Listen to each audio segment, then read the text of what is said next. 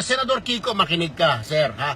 Next time ho, bago ho kayo magsalita, isipin muna mabuti. Hindi porket abogado ka, akala mo ikaw ay doktor na ng abogado, ikaw na ang pinakamagaling na abogado, memorize mo na ang batas, ha? Mukhang nakalimutan mo ang iyong pag-aaral, ha?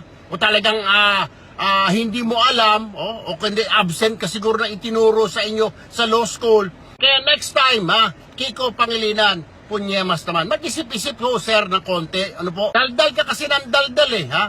Putang ina, puro ka. Sat-sat ka ng sat-sat. Tumigil ka na. Mabuti, wala ako doon kahapon. Kundi pinagsasampal ko yung bunganga mo eh. Anyway, sir, ha? Next time din, dahil sa salita ka ng salita, hindi ka nag-iisip, yung ginawa mo palang batas, yung Juvenile Justice System Law, ha? Yung para sa yung mga minor de edad, hindi kakasuhan. Ayaw ho ng mga pulis noon. Ayaw rin ni Pangulong Duterte. Bakit kamo? O tignan mo ngayon, ha? Ang dami mga bata kung hindi hold-upper, rapist. Kung hindi rapist, tulak ng droga. Kung hindi tulak ng droga, mga snatcher.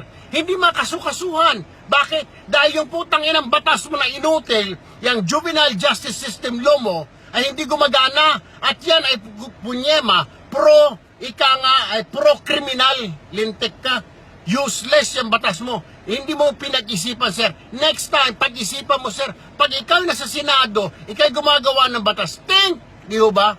Yan ang pinapasweldo namin kayo para mag-isip, hindi para mag-ngak-ngak at magdaldal. Mag-isip muna bago magdaldal.